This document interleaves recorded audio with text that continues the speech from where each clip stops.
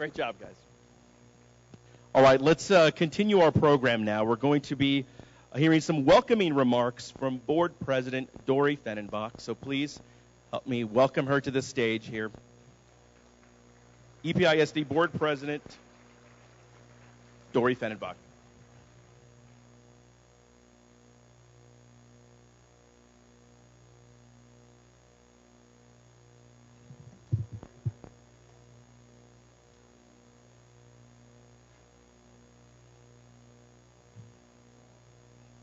Thank you all, and good afternoon. I want to appreciate everybody coming out this afternoon, and I tell you, this is my second luncheon, and it's gotten better than last year, and I hear it's better than years before. It's so nice to see so many of you here to support public education, support us here in EPISD. So thank you all for being here to join us for lunch. I want to thank the EPISD Education Foundation for sponsoring the luncheon, and to our chair, Russell Wiggs, who has served for 2 years as chair and served on the foundation since 2009. Last year, under his leadership, we gave out $77,000 in scholarships, 28,000.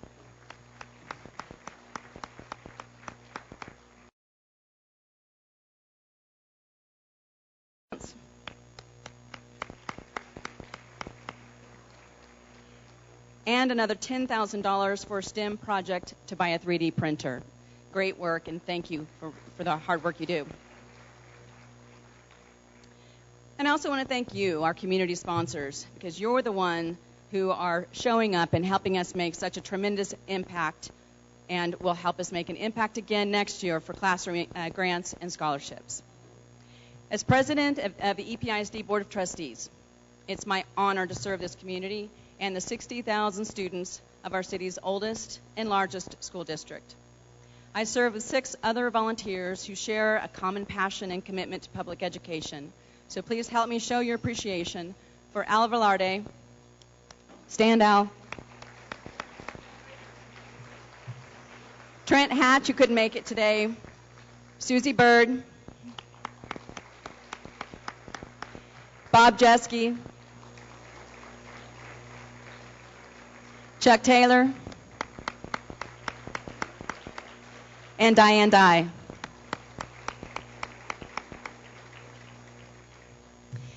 So I had the pleasure last week of visiting some family in Miami, and my niece just had a little baby boy, and she was exhausted. But luckily, her daughter has discovered that she can play with her mom's iPhone, and she's learned how to FaceTime herself. And she'll spend hours making selfie videos. She's only 2 years old. And I was watching her, and the light bulb went off. And I said, wow, this is the next generation of learners. And how can we expect to stuff them in a classroom with a book and a chalkboard and expect that they're going to be engaged in learning? That's what excites me about the work that we do with EPISD, because we recognize that it's a new day in education. Schools must evolve to meet the current demands of today's children and tomorrow's work environments. Technology is exciting, so the status quo will no longer suffice. Educators have never before had to think about education in terms of how to attract and retain students. But today we have to face the reality that education is becoming a competitive market. The leaders at EPISD and I have been to some amazing schools. Coding elementaries for girls and boys that use Legos. High schools that use video games to engage boys in learning. Schools for arts, sciences, medical professions. Schools that teach subjects such as English and math and science around one classroom project throughout the year. And schools that put an iPad or computer in the hands of every student. This is a new day for education. However, I don't believe that charter schools and private school vouchers is the answer. I believe we can reform public education from within public education. And EPISD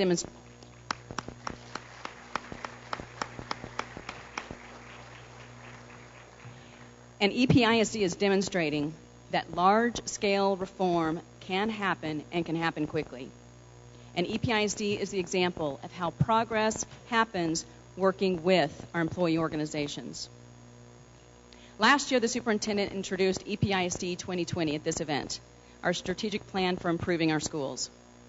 Since then, the board has passed 4 goals focused on career and college readiness, closing achievement gaps, dual language, and student learning goals.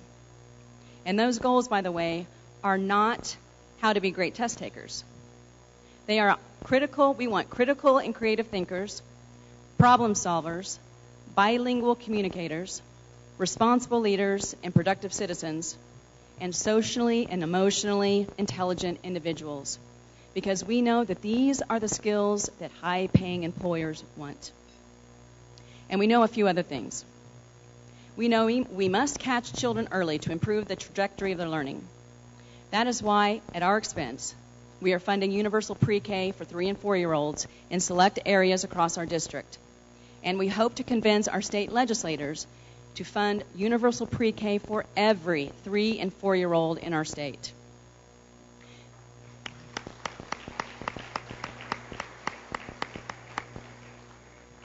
We know that technology engages students and provides for a global community of online learning. And that is why, at our expense, we ensure that students have laptops and iPads and greater access to the internet.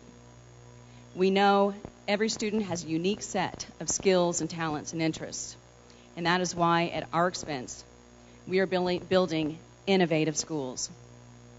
Parents will have a choice within EPISD where to send their children in order to match them to the best program that suits their needs. Forget what you know a school should be. Modern learning environments provide active spaces that engage children, and they love what they learn. We're building it with exciting technology, modern classrooms, and progressive teaching. But we can't do this without adequate funding. Therefore, despite declining enrollment and budget shortfalls, we've passed consecutive budgets, balanced budgets. We've added $20 million to academics, athletics, and arts. We've added $12 million to our general reserve fund. And in 18 months, we held 2 tax elections. The penny swap in 2016 allowed us to access $14 million in additional state revenue with no local tax impact. And last November, despite all odds, we passed a $668 million school bond.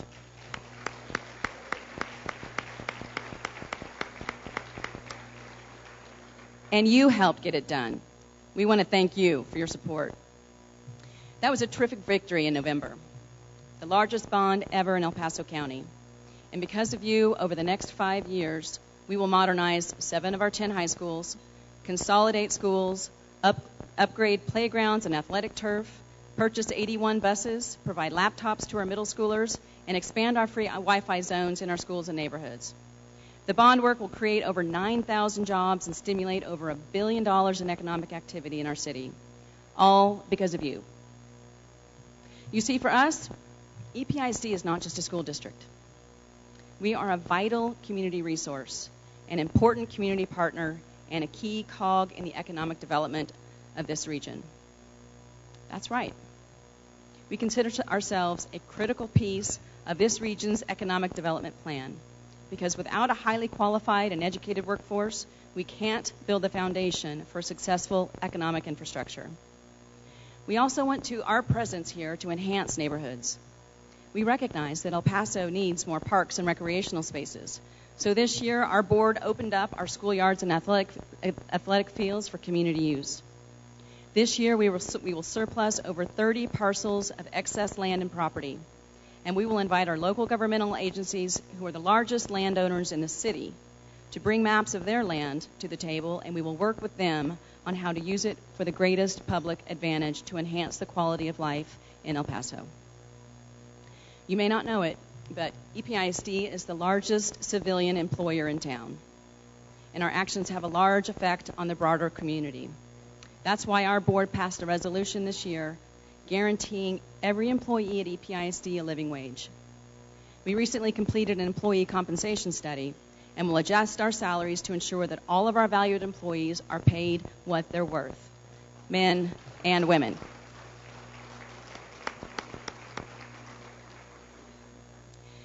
We live in a very special city, like no other in the world. And EPISD embraces our immigrant families. We were one of the first districts in the state to approve a Dreamers Resolution, denouncing immigration ban and supporting our border community. The current law is clear. Schools are not border enforcement agencies and immigration enforcement agencies. Our job is to educate children. And to do that, we must provide safe, secure learning environments where family feels welcome and do not live in fear of deportation.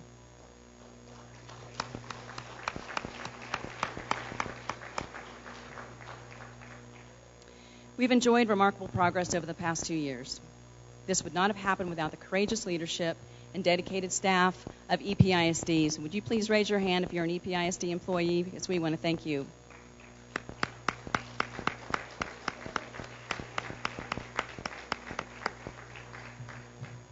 And I want to thank our exceptional superintendent and his wife, Claudia.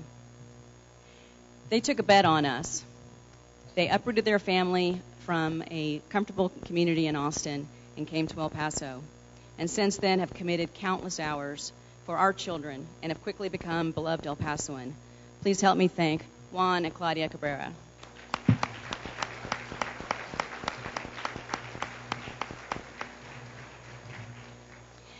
This is hard work, but I want you to know that we have bold leaders making bold decisions, but we'll need your continued support to keep us moving forward. Thank you again for coming, and we appreciate you being here.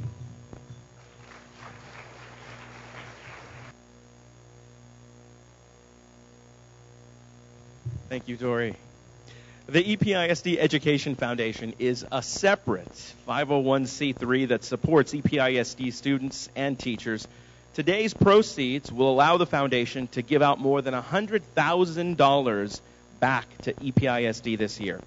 Here to tell us more about the EPISD Education Foundation is board member Chris Lopez from Pizza Properties. So please help me welcome Chris to the podium to talk to us more about the EPISD Education Foundation.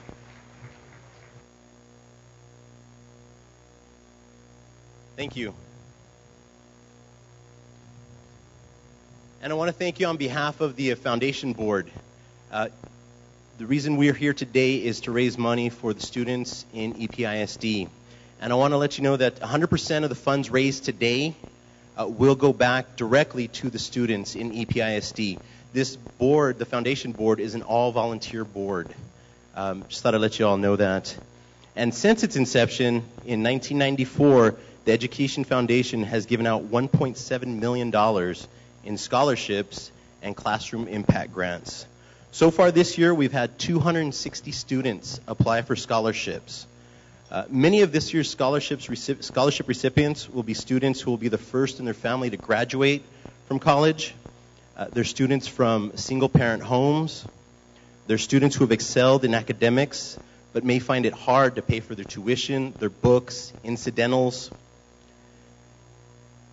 So thank you all for your assistance with that. This past fall semester, we also awarded 31 teachers with classroom impact grants. These teachers, as all teachers are extremely innovative, creative, and challenge their students every single day in the classroom. I want to show you all a quick video here in a second of one of those teachers, one of those innovative teachers here in EPISD that's using her classroom impact grants for something really cool. And just wanted to ask you all, if you all are interested in volunteering, we do need readers for applications, for scholarship applications. Please see one of the board members afterwards. We'd really love it if you all could help us out with those. And just want to thank you again for participating. Thank you.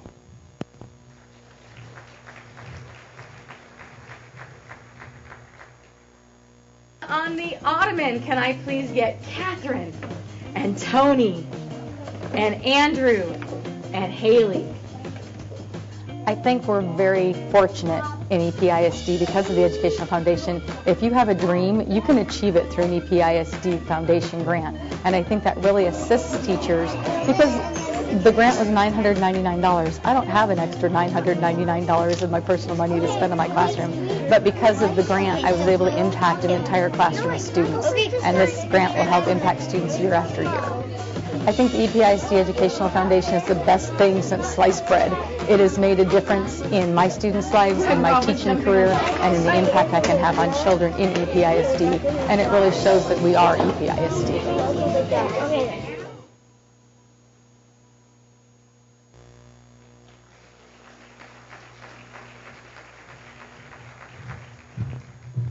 Once again, thank you, Chris. The innovative programs and opportunities in EPISD couldn't happen without a core of dedicated and talented teachers. Pardon me. They're the backbone of the district. Now, before I introduce Jill McGee, our next presenter, I'd like to share a video about how the EPISD 2016 Elementary Teacher of the Year made a difference in her students' lives. Let's take a look.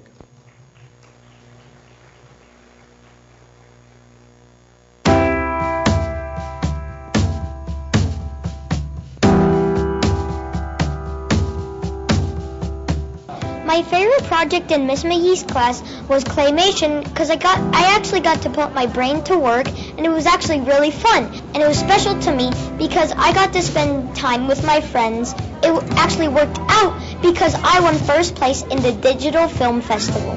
Mi cosa favorita de estar en la clase de Miss McGee es que yo siempre tengo una maestra que es muy amable y que siempre me ayuda. Me hace sentir feliz que yo estoy aquí con Miss McGee, porque cuando yo necesito ayuda o cuando yo tengo un problema, yo siempre le puedo preguntar para ayuda. Me gusta que podemos escoger dónde podemos sentar cuando en cada clase. Yo quiero aprender el álgebra. Yo quiero aprender más matemáticas. Y una palabra para describir la señorita McGee. Muy divertido. Imaginación. What's impacted my life the most? And I think it was in Miss McGee's class when we were reading The Lion and the Mouse. The mouse had helped the lion, and later on in the story, the lion returned the favor. And I think that in real life, if you help somebody one day when you need it the most, they will return that favor for you.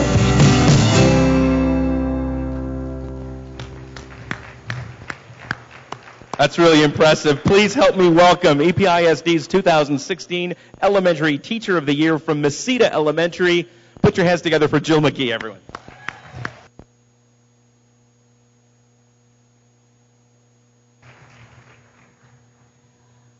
Okay, that video is a little bit much, guys. Wow.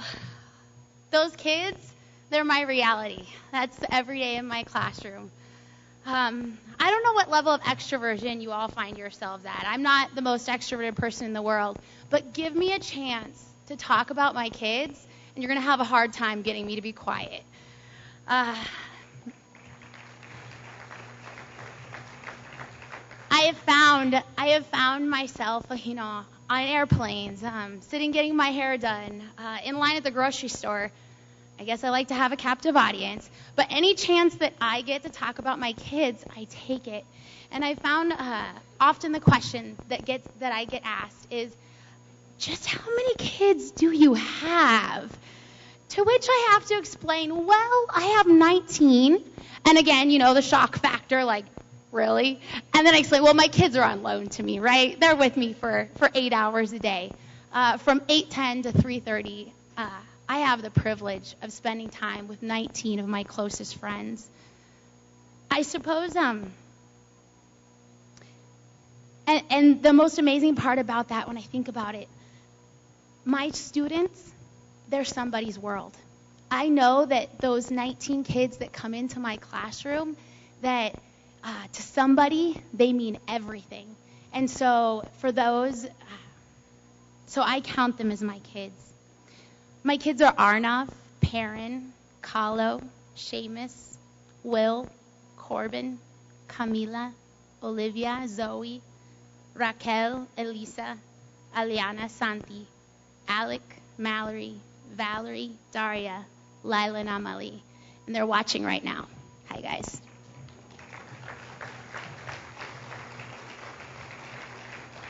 They are 7 and they are 8 years old, and they are some of the most compassionate people that I know. They're inquisitive, adventuresome, rowdy, eager. They're hardworking. In my classroom, we have this philosophy. Everyone's a teacher, everyone's a learner. Todos enseñamos, todos aprendemos. You see, my students, they're readers, they're mathematicians, they're collaborators, they're scientists, most of whom actually still sit in a car booster seat on their way to school, most of whom still collect their teeth and they put them underneath their pillow at night or in the shoe, depending on their family's tooth collecting persuasion. But those people, they are able to provoke so much thought. They create video blogs for our class website. They manage their own online digital portfolios. They write and publish stories. They consider multiple perspectives of both real and fictitious stories. They develop solutions to both real and hypothetical problems. They're my world changers. They're why I teach. In my classroom, we talk a lot about the idea of metacognition, the thinking of our thinking. And one of our thinking prompts that we use is the thinking prompt of depth and complexity. Through depth and complexity is a thinking prompt called impact. I love teaching because I can have impact. I can inspire kindness, celebrate creativity, foster growth, and coach my students through difficulties so that they can conquer challenges and ultimately cherish childhood. I am a public school teacher, and even better, I am EPISD. I stand here before you representing nearly 4,500 educators in our district. I am just one of many whose students' faces are our daily inspiration. My friends that I'm privileged to spend my weekdays with, my evenings and my weekends planning for, they are my greatest inspiration. So I'm a self-proclaimed number nerd. Not in the sense that, like, I really love trigonometry or I get giddy over quadratic equations. Not that at all. But more so in the sense that I like to celebrate numbers. I don't know if there's any, I've seen some nods out there, some fellow friends. I'm told I get this quirkiness from my great-grandmother, Elva Martz. See, so humor me here for a moment. Here's the breakdown of my numbers. I get 7 hours a day, 180 school days a year. That's it. That's all I have. That's roughly 1,260 hours, 75,600 minutes. If we're really going to count every special moment, it's 4,560,000 seconds. That's it. Those 180 days, that's all I get. Every single moment is insanely precious. Sure, I get the chance to impact 20-some lives next year. And for that, I am really grateful.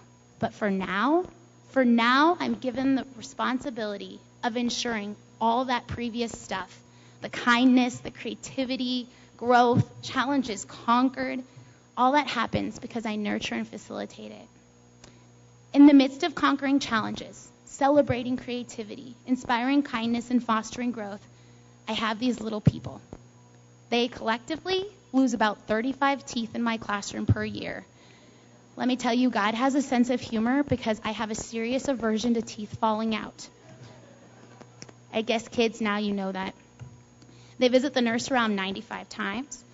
They also experience the loss of a loved one or a change in their family's makeup. I teach. My students teach. We all learn. Teaching today looks so different than when I was in second grade for the first time as a student. Today as a teacher, my job looks a lot less like the holder of all the information and more like the provider and facilitator of opportunities. I'm privileged to be a part of the Engage to Learn active learning cohort, where I'm learning how to facilitate those opportunities even more so in my classroom. You see, my friends, my students, they're not blank slates to be filled. They come to my classroom with experiences that have formed them, most to their benefit and at times to their detriment. Teaching today just looks so different. Today I get to acknowledge that I am not their only teacher. Life, each other, when empowered, are the most excellent educators. I get to acknowledge that my students are at different places, academically, socially, emotionally, and they are begging to be met where they are at, but encouraged and empowered to move beyond their current understanding. I took to Twitter to find out why are we in this game called teaching? And I'd like to share with you some of the responses I got from educators across the country. Heather from Kansas said, the answer is simple. It's to make a difference. But more importantly, I want to show students that they matter and that they can make a difference.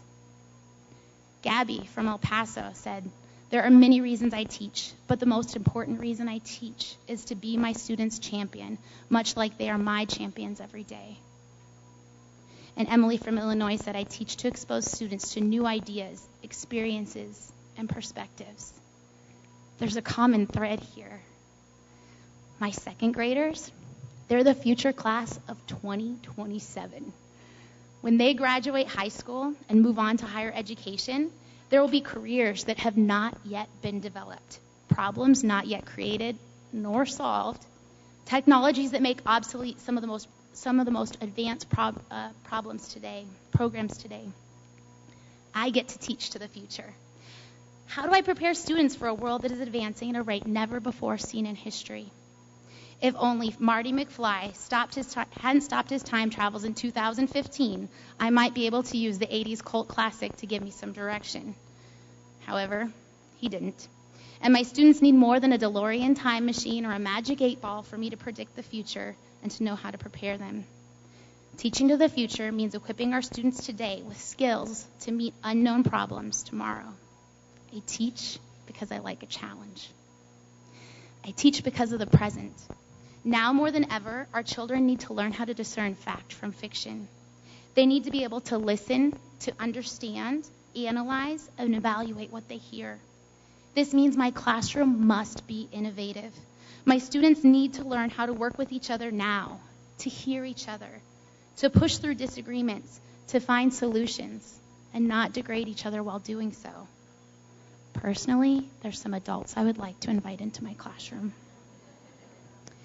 I say this not because I understand it all or I have perfected this game of life. I say this because what we tell our youth empowers them to be critical thinkers or to be critical of others. What a responsibility. These past couple of weeks, my students looked at the implications of Jack, a poor boy from a rural community who disobeyed his mother, and in doing so, however, from doing so, she brought financial security and changed the course of their lives. They developed arguments to determine the untold ending of Jack's fate, what the classic fairy tale doesn't tell.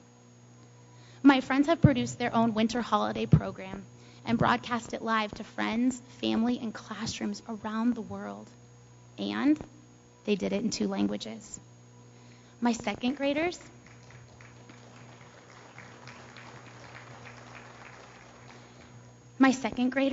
they run their own book clubs. They meet weekly to assign themselves their reading, a response task, and to discuss what they've been reading.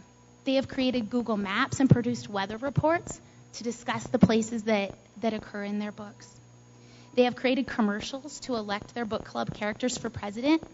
And amazingly, my 7 and 8-year-old friends, they run the show. They are teaching each other and finding that their voices are the most powerful. They're realizing that at 7 and 8 years old, that when they come and work together and listen to each other, they're able to do so much more. The ability to give constructive feedback and the ability to receive constructive feedback is so extremely difficult, but my friends are learning to do just that. We've been Skyping with classrooms around the country this year as part of Skype for Education's Mystery Skype program. And I have to tell you, for the first time, my students are understanding the concepts of city, state, and country. During a mystery Skype, what happens is you meet with another classroom in an undisclosed location in the country. You have to determine through a simple yes, no type of question and answers where the other class exists. Through this program, my students are learning so much about our country. They're learning to ask good questions. They're maintaining a Google spreadsheet with the answers to their questions and revising new questions as their questions are answered. And for the first time this school year, my friends really, really care about whether or not Texas is west of the Mississippi River. The excitement that is heard through loud cheers when one class finds another class is so beautiful. The pride that is heard when my students share a song or report that they have written about their community, El Paso, is equally as beautiful as seeing their growing interest in learning about what life is like for the students on the other side of the screen. My friends are learning synergistically. Being a part of that is absolutely beautiful. If I can help my students learn, I've been successful. If I can empower my friends to believe in themselves, if I can equip young people to take risks and develop a growth mindset that will carry them through the challenges yet to come. If.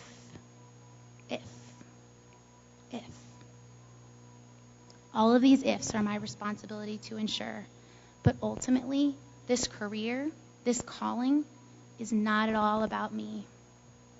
It's about Santi and Alec and Camila and Elisa. It's about all of them. They're my kids. They're your kids too.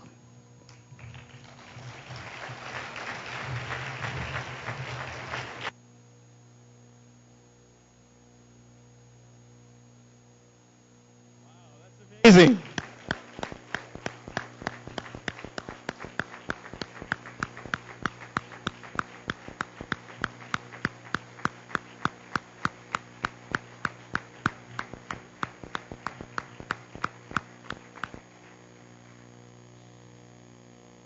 That sounds like a really cool classroom.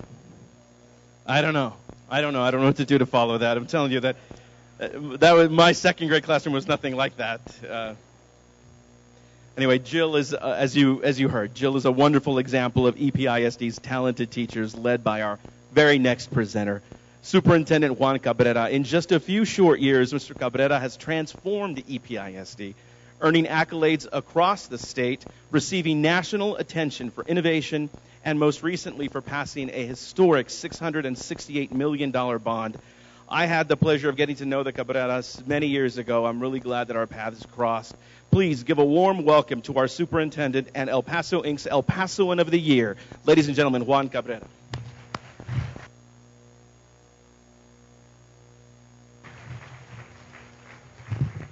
Thank you very much. Good morning, or good afternoon. Thank you. And if you're paying attention, or if you know anything about school districts, you know it's not Juan Cabrera. It's one person trying to do their best and lead an amazing organization. People like Jill, and I don't know who put the agenda together, but I will never follow a Jill McGee again. We need to close down with a Jill McGee. That was great. So, you didn't flip the page, Robert. Where are my notes? Where am I at here? Okay, hold on a second. And I have to do the slides, too. I usually have people help me with stuff here. Come on, Mel, what do I do here?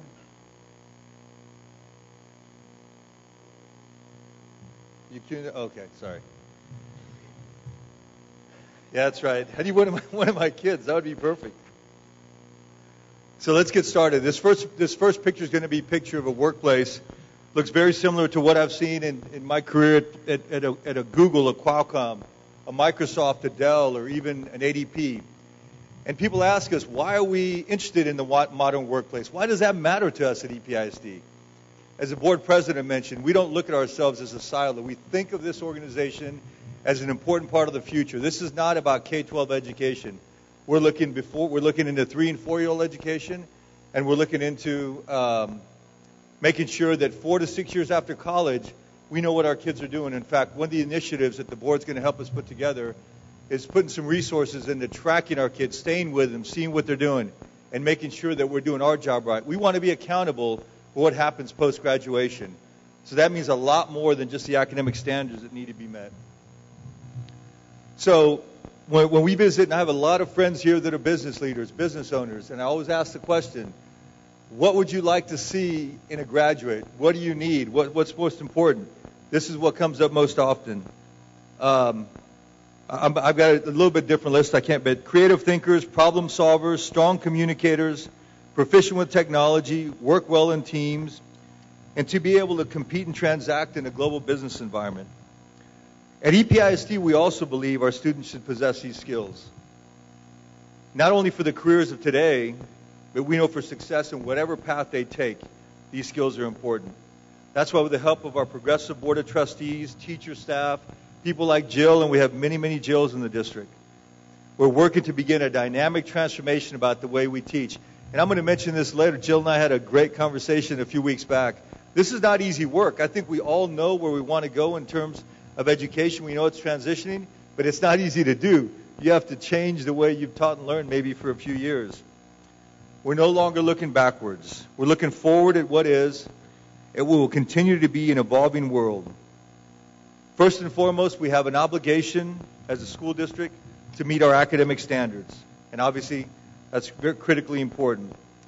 But additionally, we want to make sure and help our students get prepared for life and career. We want them to have every chance to compete in this world, and it's not only academic standards that'll make the difference. So what are the pillars that we're looking at in terms of trying to get them prepared? These are our focus areas. In order to build the skills that we think they need for the 21st century at the school district, we want to make sure that we have active learning, want to make sure that we integrate technology, dual language, a critical part of what we do. We're going to talk about social and emotional skills, modern classrooms, and finally school choice. So folks ask me all the time, in active learning, this is our program. This was custom developed for us. We're the only school district in the state that's doing it, and we've got it built just around what we want to do for EPISD in this community. What's the underlying premise? What does active learning mean? Active learning means you still have to meet the academic standards, but it also means that we have to meet kids where they are today. If any of you have kids or grandkids or nieces or nephews, you know that those kids are different than we were. Our freshmen were born in 2002. Can you believe that? Do you feel old now? Freshmen in high school were born in 2002. They are digital natives. They have never lived in a world without technology. I got my first email address at 25. Think how many years ahead they are. Dory's 2-year-old niece doing FaceTime like it was nothing. You know, most people in this room don't even use FaceTime, right? So it's certainly a different world. The days of putting these kids in a desk, and I'm not saying lecture's not important. I know we still have to do that. Kids have to have that discipline to learn in the way that we learn, but they also need to be engaged. It's hard for them to put down this technology-rich world. We say this all the time. Unless the district shifts and is ready for them, they have to put down all their technology, all they've learned at home with their friends and family, all that they do, and then come and learn in our format. What we think is that we have to change the way we teach and learn. We have to worry about student engagement, not just the data that we try to give them. So we're working on that. This is hard work. That's what we're talking about. But the trustees have committed to help. And we know that if we invest in teachers, we've got a very a big mountain to climb, but we've invested in a 4-year program that every teacher in this district will have a coach for a year over the course of the next 4 years to help make that transition. We've invested in an active learning leader. Every campus now has somebody a job that didn't exist 3 years ago. An active learning leader is just that, just focusing on, this isn't content driven. This is pedagogy. This is changing the way you interact with your students in the classroom. Now, we know there's no guarantee that doing that will have your child be better at communicating, collaborating, problem solving, critical thinking, but he has a chance, right? You've got a chance if you do that. But if you just get a lecture, I can assure you the chances of developing those skills are really low. It's going to be much more difficult. But one other thing that's very important to me personally, and I think many of you will agree, if a child gets a chance to work creatively, problem solve with their peers and collaborate, they're going to fail. And failure is important in a safe environment. Failure creates grit and perseverance. Talk to anybody that's had success, they'll put those two at the top of the list of their keys to success just as much as their academic standards and the things that they learn in school. Grit and perseverance. We want our kids to have the opportunity to collaborate, challenge themselves, learn how to do it right, but make many mistakes, and we know they'll get stronger. We want children to move about classrooms, work in stations, have some independent study time, have peer connections, participate in teacher-led instruction. We know that children talking, creating, learning together, challenging ideas, and presenting projects to the class will be much better prepared for the future. This is the district we want to become. Now I know as soon as I walk out of here, 20 people are going to get me and say, well, my teacher's not doing that for my kid. They're lecturing still, you know. This is a big district. We have 4,000 teachers. This is the district we are becoming and we will become, and all of our teachers are committed to that. Really excited. But again, thanks to Jill and all you others. I mean, this is not easy. It's easier to just do what you've always done, right? It is. I mean, let's face it. Because having to transition from only focusing on content and delivering it in a lecture format, it's not easy. You got to make a concerted effort to change the way you teach the children and the way they learn. But we're committed to it, and we're going to be a leader in that area. So let's talk about one of the other pillars for us, which is technology. Because of the historic bond in 2016, every high school and middle school student, this August, every high school and middle school student will have a laptop. That's a big undertaking. This costs millions of dollars. So we've had to, in the face of declining enrollment, we've had to move money from other areas to make sure that we have those devices in the kids of our hands. That means we're making 24/7 access to learning a reality for our kids. And we've made a big decision. They can take them home in the summer. We trust our kids. We know they're going to take care of them. As long as they're enrolled in EPISD, they can take their device home, and then we can have them bring it back in August and keep going. And you know what else is exciting about what we've done? Great staff, so innovative. Rather than pay Hewlett-Packard, that was the vendor that we used this first round, to fix problems, we've trained some of our students to get certified in fixing laptops. In the first couple, Tier 1 and Tier 2 problems, we're having students work on those with our CTE organization. It's phenomenal. I love that kind of innovation. But under the umbrella of technology, we're doing something else very efficient. We're national leader, and this is hard work. We haven't gotten this done. Across the globe, there are free open resources, which is essentially all of the content that we've learned in schools. Nobody owns the water cycle or how to teach multiplication or long division. Textbook companies put it together in a book, and they put a few PhDs on the front, and they'll sell them to us for $200 or $300 a pop. It's a static textbook.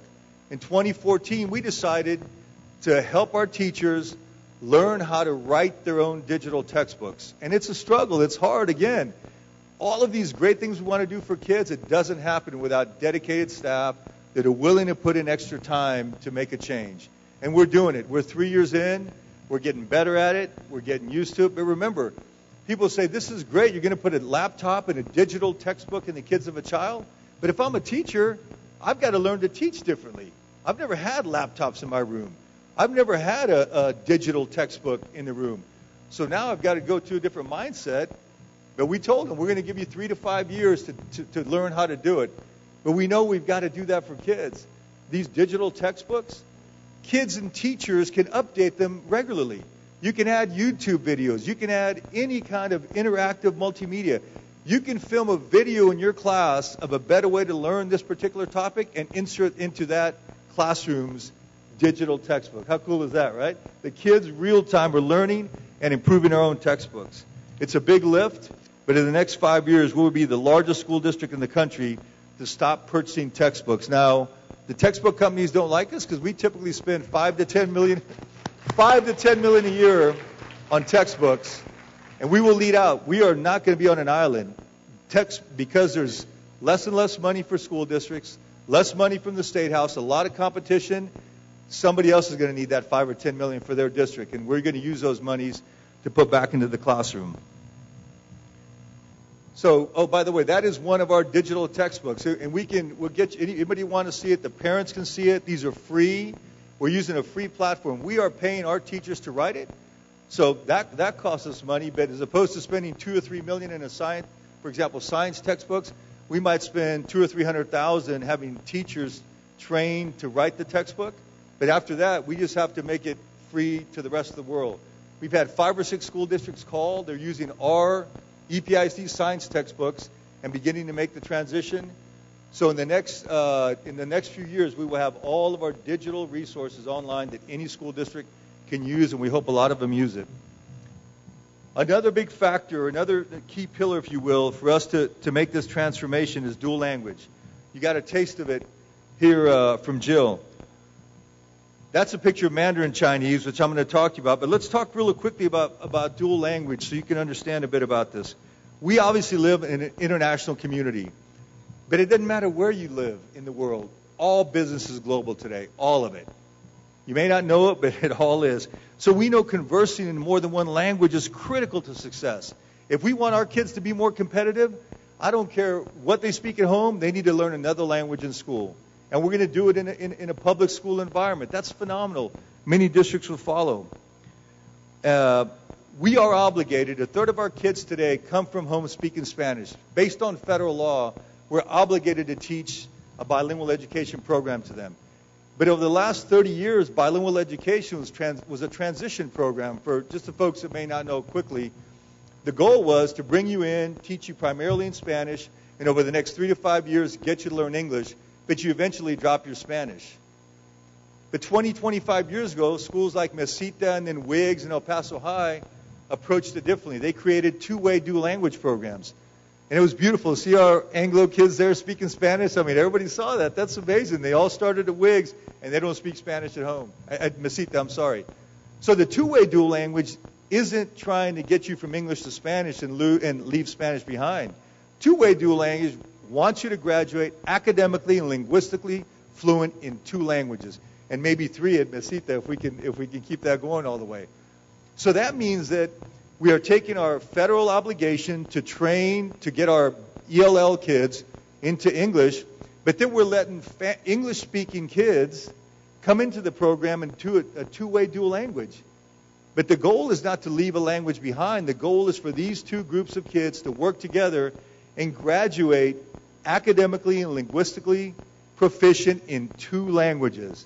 Is that exciting? That's awesome, huh?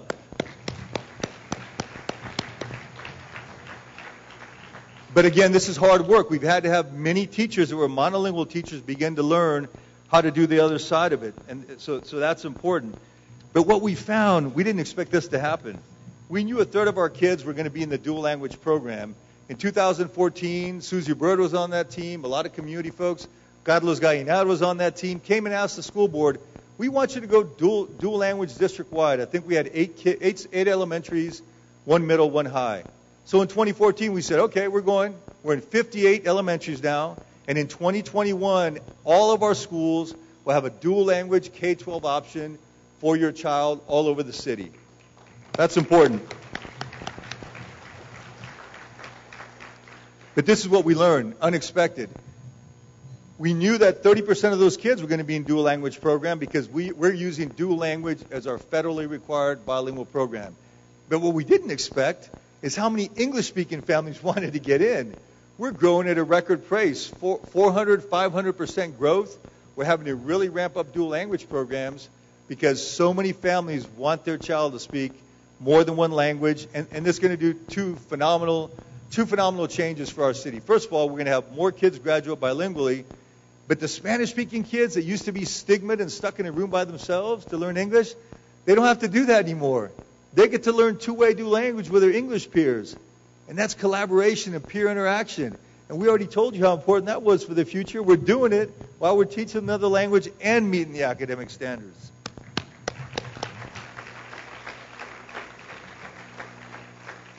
I got to get more excited about this stuff. I'm just not feeling passionate enough about it. So another important pillar of our work is social and emotional learning. This is something that means a lot to me. We brought this here in 2013 when I arrived, and one of the, and I don't want to get too much into this because it breaks my heart, but you know, we all know about the cheating scandal. EPISD's seen some dark days, but also we had really high discipline rates. We were kicking kids out of class and out of school at an alarming rate. So to me, that said, not only do we have this other issue that we have to solve, but we're not taking enough time to build relationships with kids and understand their social and emotional needs. So what we did, we started talking about this, and we realized, you know, in life, you certainly need, hopefully, a high or decent IQ to survive. But in my opinion, you need to have a really strong EQ, some social and emotional skills. We know, you know, we care. We've talked about communication, collaboration, public speaking. That will dramatically improve your life no matter the field, right? but we also care about a child's emotional health. Our teachers are being trained to tune in. If a child is dealing with deployment and has parents at home, they're struggling, we need to know about that. We're partnering with Tom Thomas, our Secretary of Civilian Aid of the Army. We're talking to the General, and we're going to make sure that kids that are struggling from military families have extra care, and we're going to go to Washington to make sure that happens. Right, Tom? But it's not just our military families. Many of our kids have difficult situations at home. You know, sometimes you can't just start teaching. You got to find out what's going on with that child. And at EPISD, that's okay. We want to do that. We want to make the time. Relationships matter. We know that you have to have a good relationship before you're going to do well. One of my favorite education quotes is, "Teach me you care, and I'm willing to learn from you." That's never going to change. Teachers need to build relationships. We're giving teachers the time and space to do that. It's important. We spend more time talking about that than we do about test scores. Test scores are important. We're going to get there, but we're going to make sure we have safe places. EPISD has to be a home away from home for our kids. Direct communication between teachers and parents is important. Don't be surprised to learn that many of our teachers doing home visits and going door to door to learn about our students' lives at home. We want to do more of that. We want to know how we can help. Again, this is hard work. There's no black and white formula for relationships. If you've been married, you know what I'm talking about, right? There's no book to get, oh, she said this, now I got to say this, what do I do now? No, relationships are complicated. Human beings are complicated. We have big people trying to work with little people, and then you got big people at home that want their little people to do well. That's it. It's all people. And it's messy and it's hard. And the only way we survive and the only way we thrive in this area is having educated, compassionate, caring folks at our schools. And I know we have that, and we're going to be really successful in this area because we care about kids.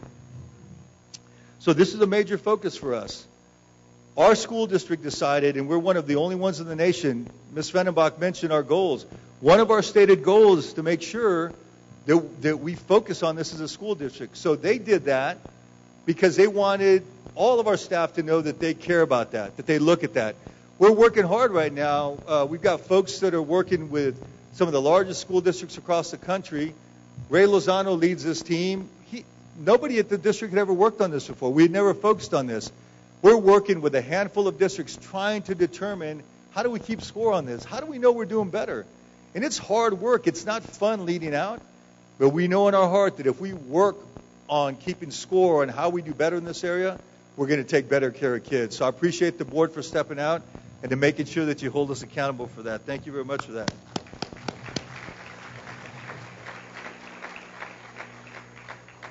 So just the last pillar that we have is school choice. And we talk about this a lot at EPISD. We mentioned that we don't think vouchers and charters are the answer. We mentioned that we have great people, and with the right leadership, programming, and resources, we can build a dynamic district. What we know parents will travel at their own expense or find a way to get their kids to find a better fit for their child. Our solution, with open enrollment, we allow parents to travel about the district that best fits their needs. What we know, parents want programmatic options and innovative schools. Our solution, we've got 2 early college high schools. We've got dual credit at every high school. 8 project-based learning academies. We are the largest project-based learning academy in the country, and we are about to open the first ever all-girls STEAM-based academy 6 through 12 next year. We've got the phenomenally successful Silver Magnet up for their 3rd Blue Ribbon Award, which is only given to just a small number of schools. We dramatically increased their enrollment. We have a STEAM Magnet opening at Franklin. Our CCTU offerings under Mr. Farley have grown dramatically. We want to make sure that children have an opportunity to do anything they want to do, career, military, or otherwise. We're going to give them those offerings here. We've had IB in Coronado for 16, 20 years. We're going to open 3 more IBs across the city so that every child has access to IBs. And because of the bond money, we're going to open 7 UK8 schools that are going to offer modern learning environments. Very excited about that. So what we know, if we do not reform public ed, El Paso children will not have the opportunities they deserve. We're transforming EPISD into a district responsive to our local community. It's a big effort. You've heard me talk about the change. We need a strong mission, clear vision, and a tight alignment between the board, staff, and the community to succeed. On that point, I have to thank again our exceptional board of trustees. If you don't know, I was a school board attorney. This is before I was a corporate attorney. After I was a corporate attorney, I was a school board attorney for the last 4 or 5 years, and I had the opportunity to work with hundreds of school board trustees across the country. So I know a little bit about how they operate. And we have a tremendous group of trustees. I can't speak highly enough about them for the time commitment. All 7 of them are volunteering, right? So a lot of people don't realize you all are volunteers. You care deeply about children, and you give us countless hours for the reform, the innovation. And it took a lot for people to step in. This was not the best time to jump into EPISD. There were a lot of unknowns. Please give the trustees another round of applause.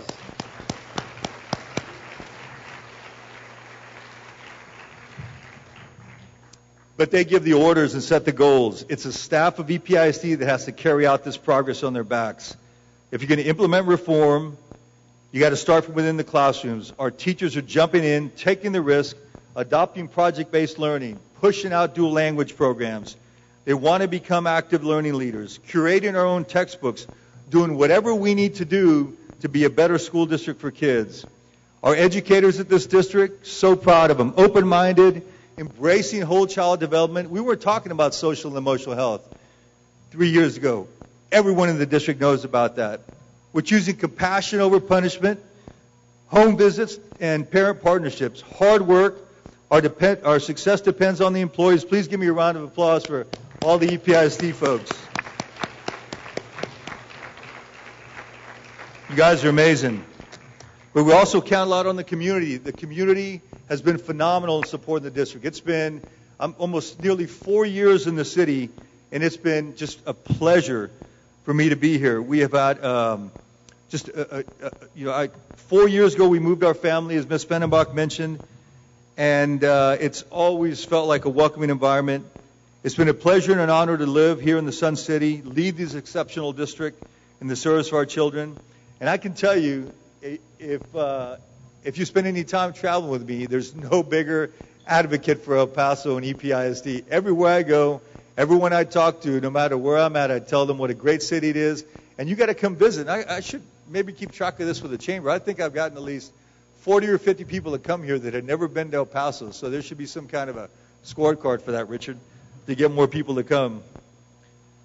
Thanks again to all of our students that performed. I wish they were in here so we could give them a round of applause. That was a middle school orchestra, and Mr. Velardo mentioned it didn't sound like a middle school orchestra. Very proud of Miss Isaacs and that team over there. They're doing a great job.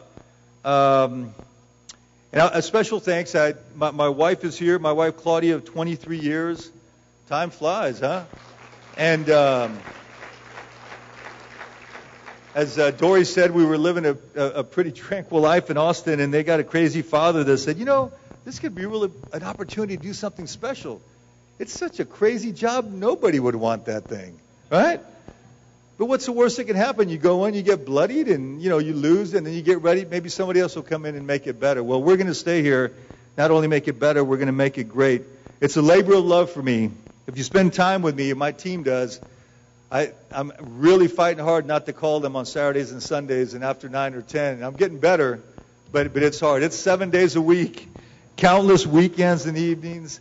And without my wife and the kids, we stayed united as a family. I couldn't do the work without the family staying together, and I appreciate you all being patient while we dig in to this really exciting work. And thanks to Robert Olguin, my buddy, the best newscaster in El Paso. Is this being recorded? Certainly the most handsome. So to close the program, I'm excited to share an innovative I Am EPISD video put together by our amazing PR team. We've got to give them a round. This is everything produced here.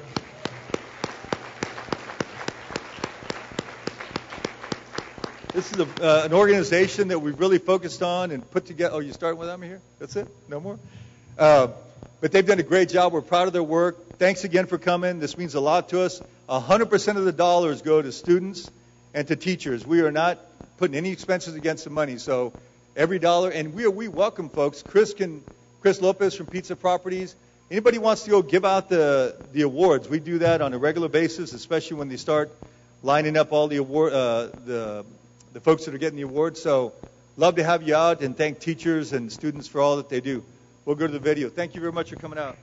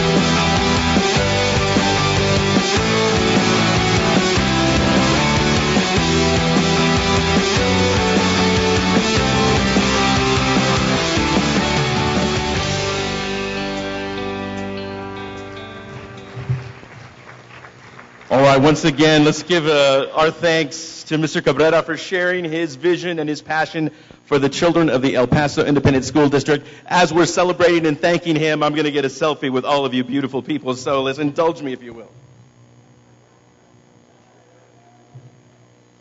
All right, great. Thanks so much for being with us, folks. This has been a very educational experience for me. I'm very excited about all the programs that we're talking about. Some housekeeping really quickly. We want to talk about the silent auction that's still going on. It will continue for about 10 more minutes as folks are making their way out of here. Remember, if you are someone who's already bid on an item and you didn't leave your contact info, please return to the table and leave your contact information so that someone can reach out to you if you are indeed the highest bidder. We want to thank all of our sponsors for their contributions. With every dollar you spend as a sponsor through the art auction, you're making a difference to students and teachers in EPISD. On behalf of the EPISD Board of Trustees and Superintendent Juan Cabrera, thank you so much for joining us today.